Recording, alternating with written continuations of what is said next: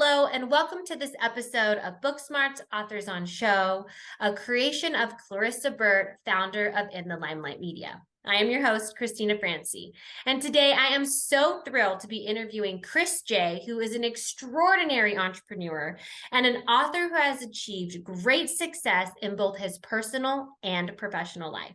He is the founder and CEO of Remote Staff, a company specializing in remote working placement, and the author of Near-Death Lessons, a book that chronicles his journey through illness and personal transformation. Chris J., thank you so much for coming on. It's such an honor. I can't wait to dive into your book. I'm really excited about it.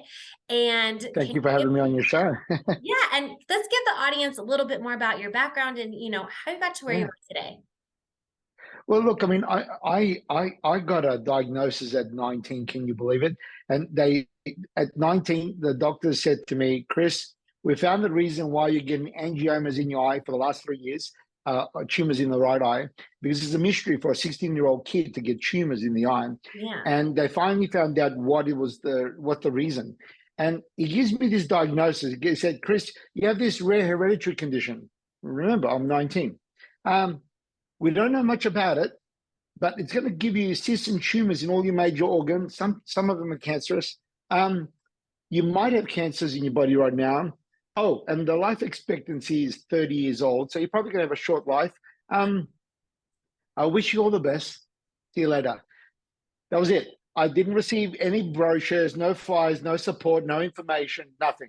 I went to my car, I cried for 2 weeks, and that's how my life into adulthood started. Oh my God. I almost started crying because that's a scary place to be. I was just recently diagnosed with Crohn's disease just this last December. And, it's been a big change for me. And my doctor at the time didn't really give me much, information on that. And it's more common than what you were diagnosed with, but I felt left out in the dust myself, trying to figure out researching what are some other things that I can do besides just Western medicine and all that stuff. And sometimes the medical field is just oh, and you know what else he told me? He's like, oh yeah, you're going to lose your colon in a year. And I'm like, no, I'm not going to lose my colon in a year. Excuse my French, but it's really, you're just gonna go to the major extreme and make me feel like I'm, I don't know. It's a shock, isn't it? I feel you with that though. It's scary, amazing. Especially at 19, And there was no internet at the time. There was no one to call on. I didn't know what to do. So when I cried in my car and then I went back home, I pretty much cried for pretty much 2 weeks. And I spoke to family and friends and I couldn't relate to anyone because they don't have a death sentence. I just received one. Mm-hmm. How the hell do I relate to people after receiving a death sentence? I did what every other 19-year-old would do in such a situation. I pretty much ignored it. Yeah. I said to myself, if I could ignore this so deep and down, I never got it, if I just ignore it deep, I could just pretend I never received it, maybe, just maybe it might go away. Yeah. But unfortunately, that strategy didn't work. But in return, I didn't realize that by ignoring my condition, pretending like I didn't get it, it made me run away from all of life's challenges. Every time something got hard, I was out. Life was all about a pursuit of personal fulfillment and satisfaction in terms of mucking around, having a laugh. I'm not getting out of here alive, so I didn't care about anything. And but then, 6 years into it, I'm 24, 25, and I'm going, but why is having a sense of purpose and a meaning still important for me? Why does having a fulfilling career still matter? I don't understand. I'm going to be dead. But why is this still important? Why? And the only thought that came to my mind was, I didn't want to come here. I didn't want to exist as if I've never been here at all. And no one ever knew I was even here. Yeah. I wanted to matter in some way. And I think all of us do. I think all of us strive to make our lives matter and count in some way. It's a deep thing in all of us. And that can only happen when we serve others, when we contribute to others outside of our own needs and our own family matters and needs, but to be a person that can contribute to society beyond their own family requires us to be the full, true version of ourselves an authentic version of ourselves and to embrace our personal power. Because you know what? If we truly are God divines, if we do have all this biological knowledge in us from generations passed on to us, it's our duty right now, while we're in this biological form, present in this time of age, to express that. You're dead 6 foot underground in the future, where never expressing your dreams is no good to the world, no good to anyone. You applying yourself, failing, is still better than never even doing it at all. Exactly. 100%. No, that's really powerful, because we all did come here for a purpose and a voice. And like you said, if you don't express those things, and then let's say, you get buried 6 feet under, you're just gonna come back and have to maybe repeat it again. Like, I don't know if you believe in reincarnation, but it's like, I don't know, there's probably something that has to do, like, when you look at your life story when you die, like, I'm pretty sure that happens, your life flashes before your eyes, like, you have that like regret, and it passes on like from to your lineage. I don't know, that's my belief, so it's really that's a proper theory. Every time, now remember, I've had 8 near-death experiences, 4 transformative, the other 4 I'm kind of having a laugh with my mates, Yeah. I'm like, oh mate, I almost drowned there.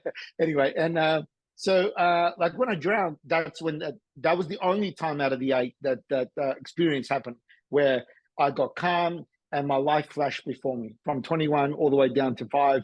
Only important moments, only those relationships flashed before me. Important moments and relationships, nothing else flashed before me. That only happened then, never happened again. But every time I've crossed over the other side, a few things are definitely very evident and interesting. One, it's a black void. I don't get to see all this, God knows what. It's just a black void.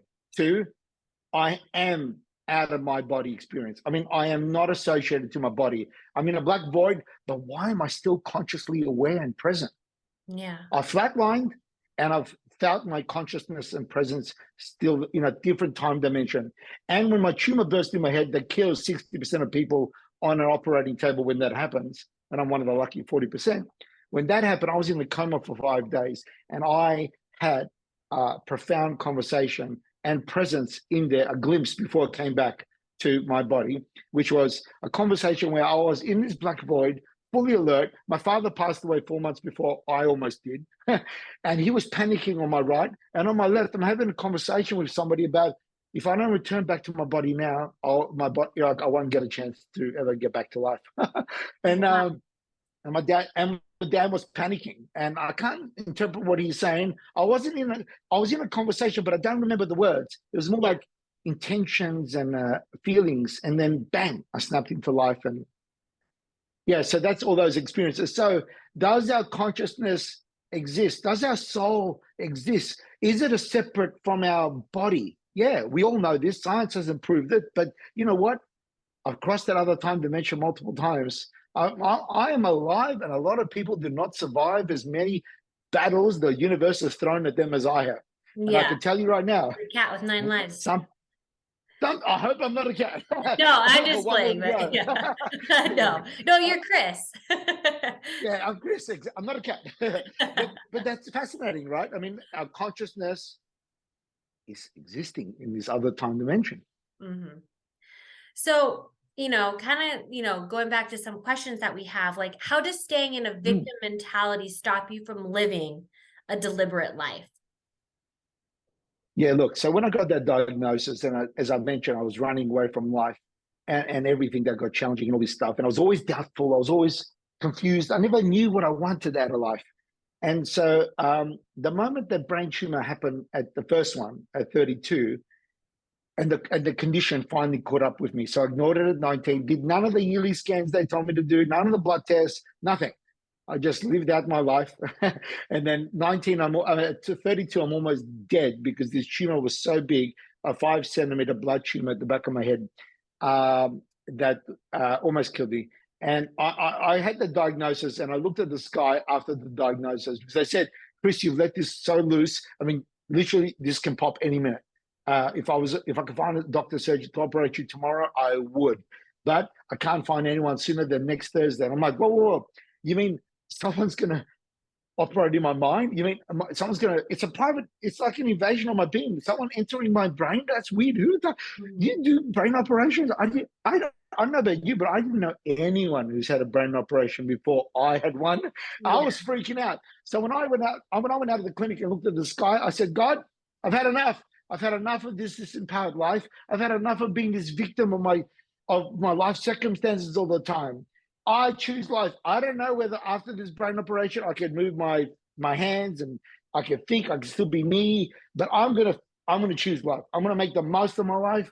And I'm fed up with being a victim. So a victim basically is someone who thinks they're not in control of their life. You see, you think life circumstances are controlling you. You think your life is a predicament of your life circumstances or whatever the universe throws your way. I've got some news for you. No, it's not. Why? Because you are in this form. You can actively do two things: think and take action. These two things are in your control. Therefore, how you respond can be your choice. You can respond as a victim, always spinning your tail, spending a lot of time bouncing back from adversities, or you could be running away from things all the time, or you could be a self-empowered individual or a self-empowered mindset, which means, one, you're shifting your focus to what you can control. Two, you are taking life on. You're not running away from it. And you know what? You are going to grow. You're going to learn. You're going to apply yourself, and you're going to solve problems that come your way. You're going to take life on, and you're going to gain more and more power as you overcome more and more adversities. Exactly. No, it's the best mindset to be in, especially if you have, something that is concerning with your health, should empower you even more. So what are 3 main steps needed to live a deliberate life?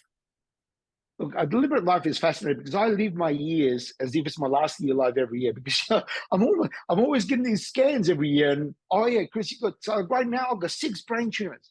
I've got half a kidney with 3 fast-growing cancers.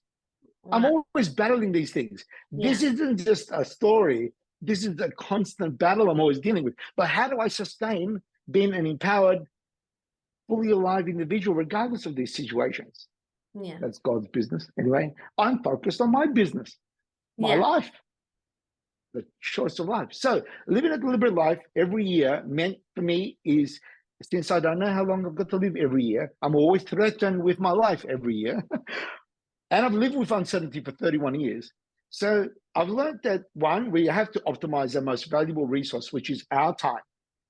And we cannot optimize our time properly on this earth if we are if we have a victim mindset, because often being in doubt with what we want to do in our lives is a victim mindset. If you've got doubts and insecurities about what you want to do in your life, you're running away from something in life, because you should have a feeling of what drives you, what gives you energy.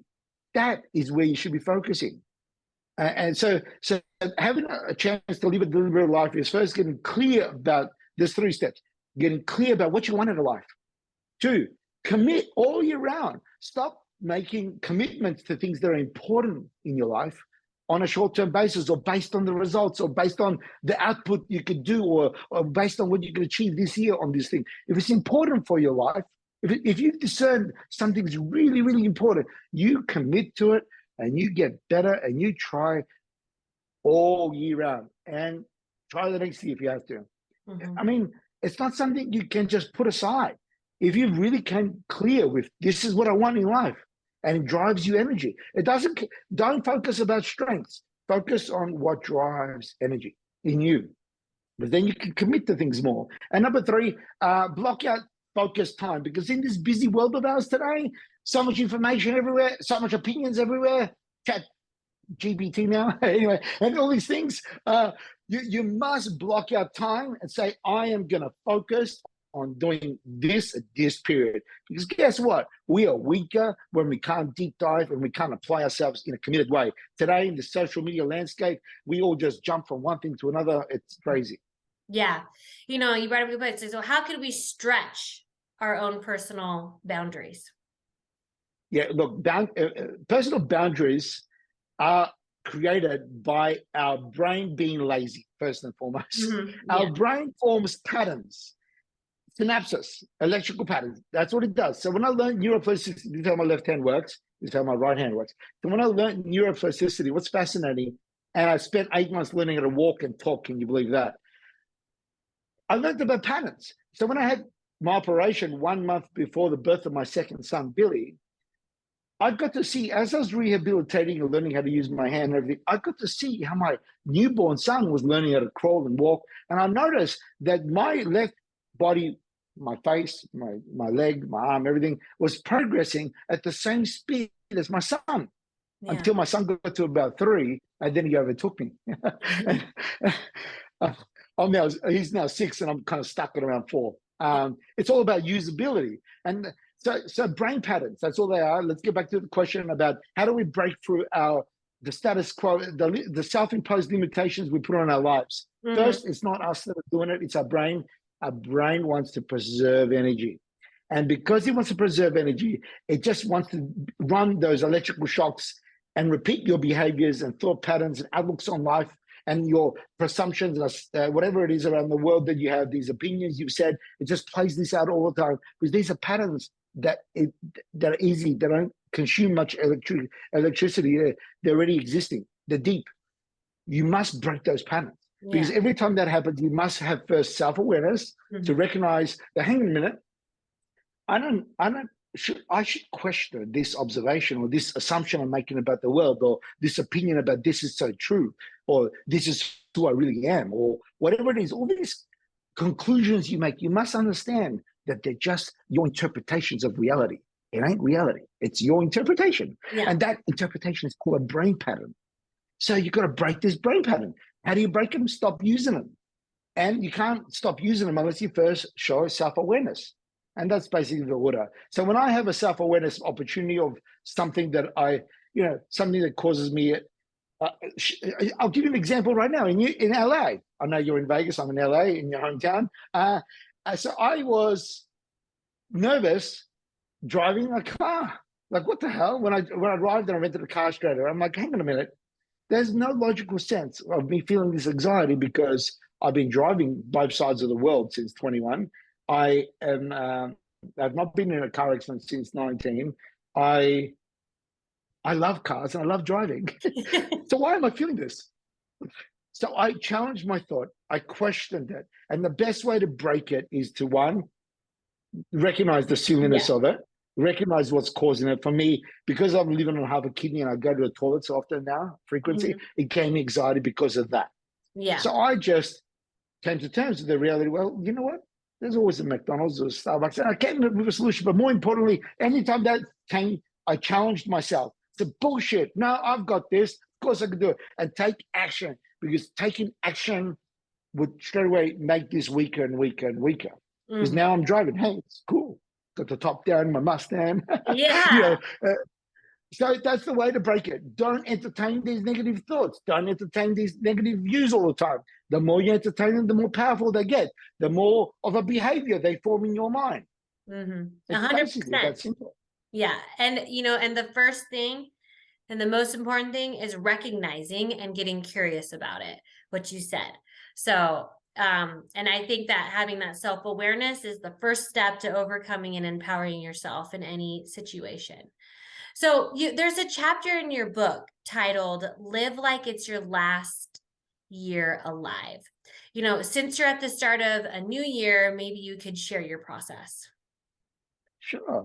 I love to schedule time because I live the whole year out. So that popular saying, like, live as if it's your last day alive.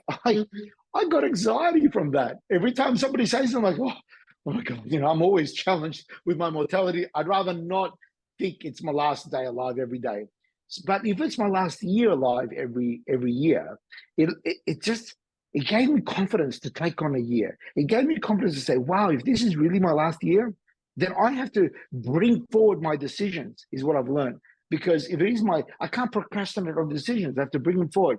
I structure my life a year ahead, always, around important events first, such as my family members' birthdays, my sons, my wife, and whatever we do around that, public holidays, special events for my company, and so on. And then we're like seasoned migrating birds. We fly everywhere. And then I plan like, oh yeah, we'll be in Europe here, or we'll be in America here, or back in Australia or Asia.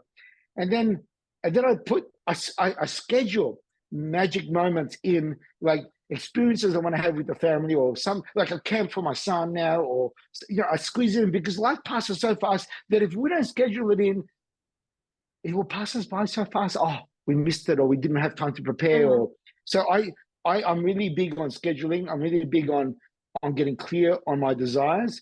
I link an image to every one of my goals, because when our brains, our subconscious mind in particular, does not respond to words. It responds to images and feelings. So I make sure that the feelings associated to a goal are very clear, and that every time I look at that image, I'm reminded of why something was important. And that's how I achieve these ambitious goals of mine. Go from a $4 million house to a $60 million house, do this.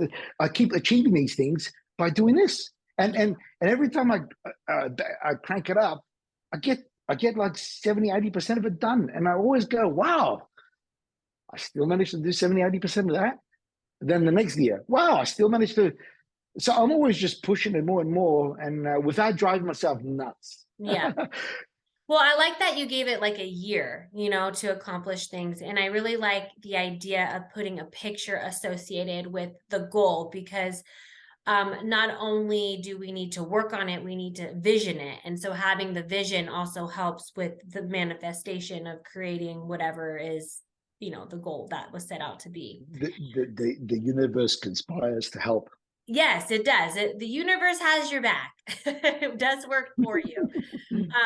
So you discussed the importance of finding your purpose and the method that you can implement. The first part of the method is to start with the end in mind. Can you explain why this is so important? Because, as mentioned before, like, we're not getting out here alive, and that our dreams are no good to anyone, our family, our society, the world at large. And I think there's a seed of greatness in all of us. That's what's fascinating.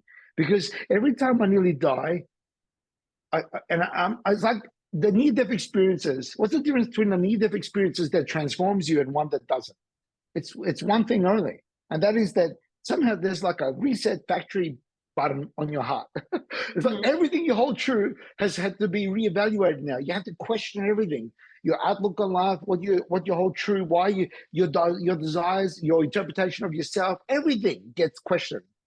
And every time I go through that process and come back to life, and I thought I was going to die, like after my brain operation, a year later, I had to deal with 6 fast-growing cancers in my remaining left kidney, now half.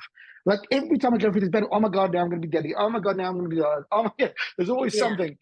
It's like an onion layer, and I get more and more true to the core of who I am.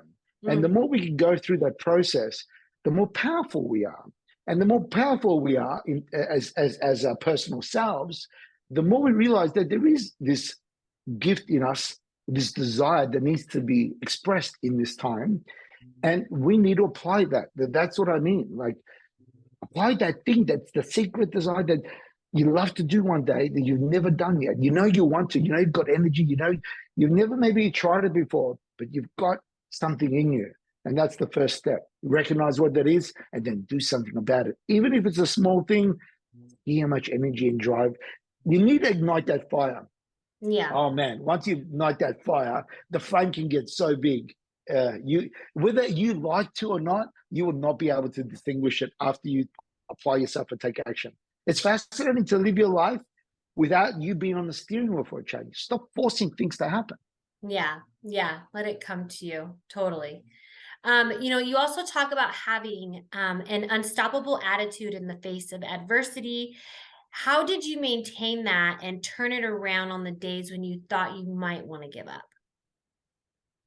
When that tumor burst in my head in 2016, in September the 5th, I never forget that moment, because when I woke up after that 5 days of a coma and having an interesting conversation about returning back to my body, can you believe that the first 2 weeks, I managed to, by the way, I couldn't talk. I was like, because my speech was affected, everything was affected. But for those that could somehow understand me, I kept saying, like, There's just no way to live. How can you expect me to live like this? The first 2 weeks when I got back to my body, I thought I'm better off dead. I didn't want to live. Like, why would I want to live like this? This is ridiculous. I had so many side effects. There was nowhere to live. And my wife was like, well, Chris, that might be true for you and it might be better for you, but it's not better for me. And we'll get through this. Yeah. So my wife saved me. My wife saved me. And so it was only 2.5 months later after that brain operation when the biggest transformation happened.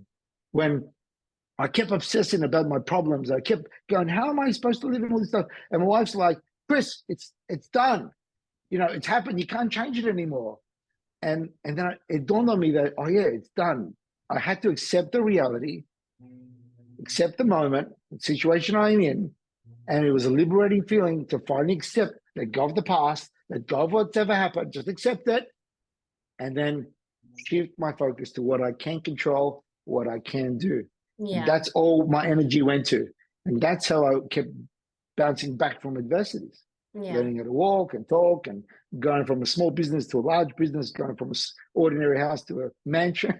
You know, all these things happen Yeah. just by this simple thing, because all of us have limited energy and limited time. It's how we optimize our energy and time. And the only way we can optimize our energy and time is how do we optimize these brain patterns of ours, our actions and our thoughts.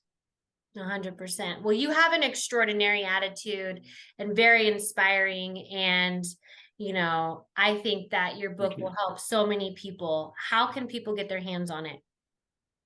Sure. I mean, if you go to Amazon.com and type near-death lessons, you'll find it there. Like, you know, like near-death experiences, but it's near-death lessons. Or you can go to neardeathlessons.com as well. Do you have any like free gift or offer to the audience? Yeah, of course. I mean, I would be delighted to post out 20 free copies to anyone who reaches out to you, and I'll be personally posting it to you. I need your mobile number, your address, and your full name, and I'll go to FedEx and FedEx it your way. You have to be in America, though. It's too expensive. Yeah. Somebody asked me to post my book in Canada. I was like, oh my God, it's like $120. What? For real? Anyway. So USA only. Well, Chris, it was such an honor to have you on, such an inspiring story.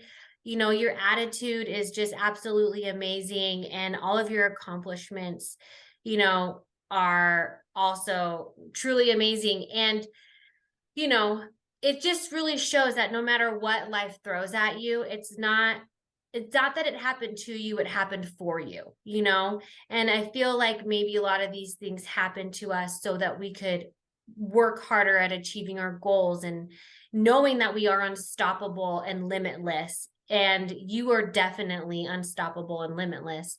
And I just love your attitude and really appreciate you coming on and sharing your knowledge and your passion with the audience today. So thank you so much. Thank you. Yeah. And it's really inspiring for me too, you know, because going through my own stuff, you know, definitely nothing like you, but you know, going through my own stuff, it all relates, you know, and it's like, how are you going to take charge of your life? What are you going to do with your mindset? Because your mindset is the first thing. Being curious, understanding where the emotions are coming from, because a lot of it is emotional, you know, the environments that we're in, the relationships that we're around, how we talk to ourselves and our internal dialogue. It's all really important. And you can achieve spiritual healing when you've got your emotions and your mind aligned. You'll be an antenna to receive incredible wisdom. Exactly. And that's what it is. Balance, you know, having that inner body connection with your soul and your actual being, because there are two parts in one, you know, so. Well, I pray and I wish you all the very best for your own challenges to bounce back and heal from those. You can heal. I personally am a walking miracle, and I've always bargained for my life, by the way. So I recommend you link your healing to a noble pledge. Somehow it has a spiritual ammunition to it. It does. Yeah, exactly. I totally agree. Well, Chris, thank you so much for coming on the show today.